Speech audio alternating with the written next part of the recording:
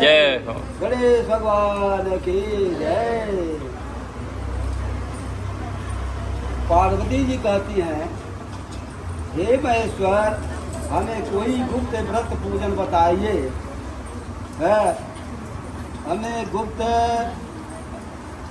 कहती हैं कि हे महेश्वर, हमें कोई गुप्त व्रत या पूजन बताइए जो सब धर्मों में सरल हो, जिसमें परिश्रम भी कम करना पड़े लेकिन फल अधिक मिले। हे नाथ, यदि आप इस पर प्रसन्न हो तो यह विधान बताइए। हे प्रभु, किस तप व्रत दान से आदि मध्य और अंत रहित आप जैसे महाप्रभु हमको प्राप्त हुए हैं। शिव जी बोले कि हे देवी, सुनो, मैं तुमको एक व्रत को जो मेरा सर्वस्व और छिपाने योग्य है लेकिन तुम्हारे प्रेम से वशीभूत होकर के मैं तुम्हें बताता हूँ। जैसे नक्षत्रों में चंद्रमा, ग्रहों में सूर्य, वरुणों में ब्राह्मण, देवताओं में विष्णु, नदियों में गंगा, पुराणों में महाभारत, वेदों में सामवेद और इंद्रियों के मन में श्रेष्ठ। सब पुराण और वेदों के सर्वश्रेष्ठ इस तरह से कहा गया है। मैं तुम्हें एक प्राचीन व्रत बताता हूँ, एक आक्रमण से सुनो। जिस व्रत के प्रभाव से तुमने मेरा आधा आसन प्राप्त किया वह मैं तुमको बताऊंगा, क्योंकि तुम मेरे प्रेमी विदुषी हो। भाद्रपद भादो मास के हस्त नक्षत्र युक्त शुक्ल पक्ष से तृतीया तिथि को उनका स्नान मात्र करने से स्त्रियाँ सब पापों से मुक्त हो जाती हैं। हे देवी, तुमने आज से बहुत दिनों पहले हिमालय पर्वत पर इस व्रत को किया था, यह वृतांत मैं तुमसे कहूँगा। पार्वती जी ने पूछा, हे नाथ, मैंने क्यों यह व्रत किया था, यह सब आप मुझसे सुनना चाहती हूँ। शिव जी कहते हैं, भारत वर्ष के उत्तर में एक बड़ा ब्रह्मणिक और पर्वतों के से हिमवान नामक पर्वत है। उनके आसपास के तरह तरह विभूतियाँ हैं, तरह तरह के वृक्ष उस पर लदे हुए हैं। नाना प्रकार के पक्षी, अनेक प्रकार के पशु उस पर निवास करते हैं। वहाँ पहुँचकर गंधर्वों साथ बहुत देवता सिद्धगण, पक्षीगण सर्वदा प्रसन्न राग विचरते हैं। वहाँ पर गंधर्व गाते हैं, अप्सराएं नाचती हैं। उस पर्वत राज के कितने शिखर हैं, उनके स्फटिक रत्न गरुमक आदि खाने भरी हुई हैं। यह पर्वत ऊंचा तो इतना अधिक है कि मित्र के घर के तरह समझ से आकाश से सब किया रहता है। इसके समस्त शिखर सदैव हिम पर्वत से ढके रहते हैं। वर्ष से गंगा जल की ध्वंसता सुनाई देती है। हे पार्वती, तुमने बाल्यकाल में उसी पर्वत पर तपस्या की थी। 12 वर्ष तक तुम उल्टी रह करके केवल धुआं पी करके 64 वर्ष तक सूखे पत्ते खा करके माघ मास में तुम निर्जल में बैठी रहती। बैसाख में तो पहरिया में पछतान कवाती रहती थी। सावन के महीने में जल बरसात में धूम भूखी प्यासी रह करके मैदान में बैठा रहती थी। तुम्हारे पिता इस तरह से कष्ट को सहन न देख करके दुखी हुए। वे चिंता में पड़ गए कि मैं अपनी कन्या किसको दूँ। उनका तपस्या देख करके हिमवान के पिताजी दुखित हो गए कि इस कन्या को कैसे ने किसको दूँ, ये तो इतना तपस्वी है। इसमें ब्रह्मा विष्णु है, तीन ही हैं। उसी तदंतर में नारद जी आए। नारद जी देख करके उन्होंने आसन दिए बैठने के लिए और उनसे पूछने लगे कि हे नारद, आने का कारण बताओ, किस कारण से आप आए हो। मेरा अहोभाग्य है, आपका आगमन मेरे लिए बहुत अच्छा है। नारद ने कहा, हे पर्वतराज, सुनो, मैं भगवान विष्णु का भेजा हुआ आपके पास आया हूँ। आपको चाहिए कि एक कन्या रत्न सहित योग्य वर को दें। भगवान विष्णु के समान योग्य वर ब्रह्मा इंद्र शिव इसमें कोई नहीं है। इसलिए मैं ये कहूँगा कि आप अपनी कन्या भगवान विष्णु को दे दें। ये मान के कहा, भगवान विष्णु स्वयं मेरी कन्या ले रहे हैं और आप यह संदेश लेकर आए हैं, तो मैं अपनी कन्या उनको दूंगा। भगवान की इतनी बातें सुन करके मुनिराज नारद आकाश में विलीन होकर के कहाँ गए, विष्णु भगवान के पास पहुँचे। पीताम्बर शंख चक्र गदाधारी भगवान विष्णु के पास पहुँचे। वहाँ हाथ जोड़कर नारद जी ने भगवान विष्णु से कहा, हे देव, सुनिए, मैंने आपका विवाह पक्का कर दिया। उधर हिमवान ने पार्वती के पास जाकर के कहने लगे, हे पुत्री, मैंने तुम्हें भगवान विष्णु को दे डाला। तब पिता की बात सुन करके तुम बिना उत्तर दिए ये अपनी सखी के घर चली गई।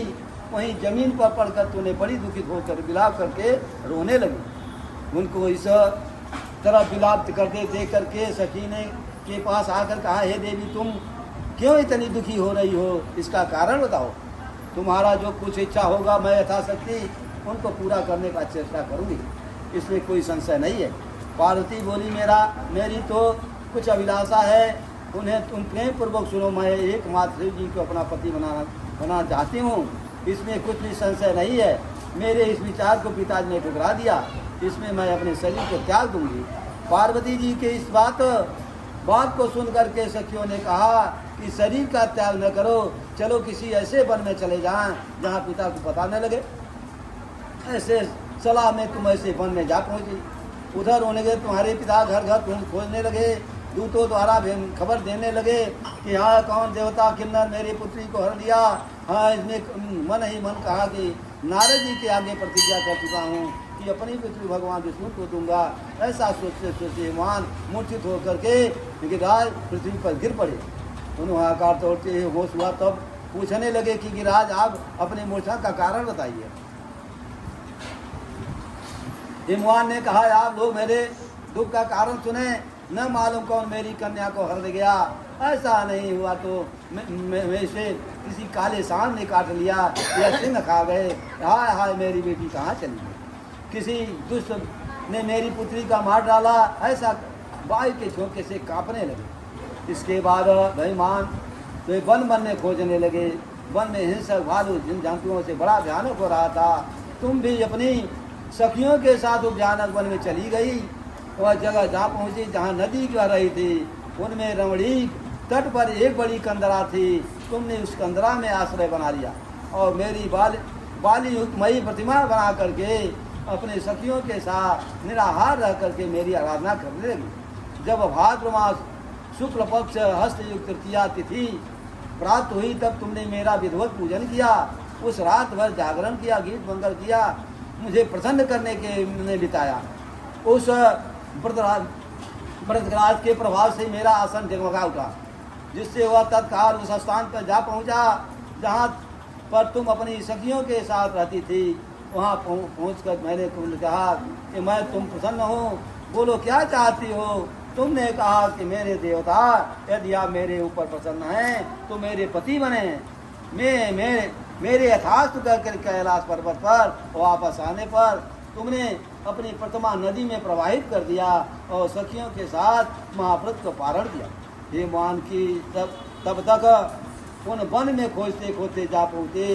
चारों दिशा में तुम्हें खोजते करते हुए व्याकुल हो चुके थे, इसलिए तुम्हें आश्रय से समीप पूछे एक गिरि पर्वत दिखाई दिया। वहाँ नदी के दो कन्या दिखाई दी। देखते ही अपने पुत्री को छाती से लगा ली और रोने लगे। कहे, हाँ बेटी तुम किस कारण से जंगल में आई हो, कारण बताओ। सिंह व्याघ्र जंतुओं ने के भरे वन में कहाँ पहुँची हो। पार्वती ने उत्तर दिया, है पिताजी मैंने पहले ही अपने आपको शिव जी के हाथों में सौंप दिया था। आपने मेरी बात टाल दी, इससे मैं यहाँ चली आई। हिमवान ने सांत्वना दिया कि हे पुत्री तुमको इच्छा के विरुद्ध मैं नहीं करूँगा। तुम्हें अपने साथ लेकर के घर आए, मेरे साथ तुम्हारा विवाह कर दिया, इसे तुम मेरा अर्धांगनी बनी। तब से आज तक किसी के सामने मुझे इस व्रत को प्रकट करने का अवसर नहीं प्राप्त हुआ। हे देवी मैं यह बताता हूँ कि इस व्रत का हड़ताल का नाम क्यों पड़ा। तुमको सखियों ने हर ले गई थी, इसलिए हड़ताल का नाम पड़ा। पार्वती जी ने कहा, है प्रभु आपने नाम तो बताया, अब विधि बताइए इसका क्या पुण्य है, क्या फल है, इस व्रत कौन करे। श्री शिव जी पार्वती जी कहते हैं, देवी मैं स्त्री जात की भलाई के लिए यह उत्तम व्रत बताया हूँ। जो स्त्री अपने सौभाग्य की रक्षा करना चाहती हों ये यत्न पूर्वक इस व्रत को करें।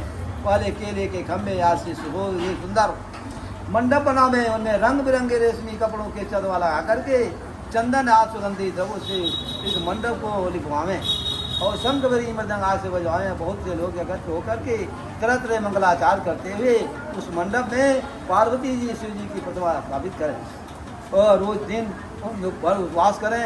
सुगंधित फूल गंध मनोहर धूप नाना प्रकार के नैवेद्य आज एकत्र करके मेरी पूजा करें और रात भर जागरण करें। ऊपर से बसते गिनाई गई है तीर्थ अनेक फल नारियल सुपारी मेरी नींबू लौंग अनार नारंगी आज जो फल प्राप्त हो सके उन्हें इकट्ठा कर लें। वह ऋतु पर जो फल था फूल फूल मिल सके विशेष रूप से रखें। उसके बाद धूप दीप आदि को पूजन कर प्रार्थना करें, हे शिवे, हे श्री रूपणी, हे मंगले, हे अर्थों के देने वाली, हे देवी स्वरूपे आपको नमस्कार है, हे स्वरूपे आपको सदा के लिए नमस्कार है, हे ब्रह्म रूपणी आपको नमस्कार है, हे जगदात्री आपको लिए नमस्कार है, हे सिंहवाणी संसार के भयभीत मुझे दीन की रक्षा करो। मैं इस कामना से पूर्ति के लिए मैंने जो आपकी पूजा किया है वो पूर्ण हो। हे पार्वती तुम्हें राज्य सौभाग्य दें, इस पर प्रसन्न होवें। इन्हीं मंत्रों द्वारा पार्वती शिव जी की पूजा करें। तदंतर पितपुर कथा सुने, ब्राह्मण को बस यथाशक्ति दान करें। एक आश्रित होकर के स्त्री भी दोनों साथ पूजन करें। फिर बस आज जो दिन उसका संकल्प करें। हे देवी, जो स्त्री से इस प्रकार पूजन करती हैं वह सब पापों से छूट जाती हैं और उससे 7 जन्म तक सुख तथा सौभाग्य प्राप्त होता है। जो श्री तृतीया तिथि का व्रत न करके अन्न भक्षण करती हैं वह 7 जन्म तक बांध्या रहती हैं। उनको बार बार विधवा होना पड़ता है। सदा दरिद्री, पुत्र शोकाकुल स्वभाव, लड़ाकू व सदा दुख भोगने वाली होती हैं। और जो उपवास न करने वाली हुए वो इसलिए अन्न को अंत में घोर नरक में जाती हैं। तीज के अन्न खाने से सुकरी, फल खाने में बांदरिया, पानी पीने से जोंक, दूध पीने से सांपिन, मांस खाने से बाघिन, दही खाने से बिल्ली, मिठाई खाने से चींटी और समस्त खाने से मक्खी होती हैं। जो सोती हैं वो अजगरी होती हैं। जो पति को धोखा देती हैं मुर्गी होती हैं। इसलिए हर स्त्रियाँ ये व्रत अवश्य करें। दूसरे दिन स्वर्ण चांदी ढाबा सोना चांदी अन्न भर करके ब्राह्मण को दान दे, पालन करें। जो स्त्रियाँ इस प्रकार करती हैं इस मेरे समान पति पाती हैं और जब वह मरने लगती हैं तब तुम्हारे समान हो जाती हैं। इस प्रकार से संसारी भोग करके सायुग मुक्ति मिल जाती है। इसलिए हरतालिका का व्रत कथा मात्र सुन लेने से प्राणी को 1000 अश्वमेध और सैकड़ों वाजपेयी यज्ञ के फल मिलता है। जय देवी, मैंने इस व्रत को उत्तम व्रत बताया है जिसने करने से प्राणी सब पापों से दूर जाते हैं। इसमें कोई संशय नहीं है। बोलो उमा महेश्वर भगवान की जय।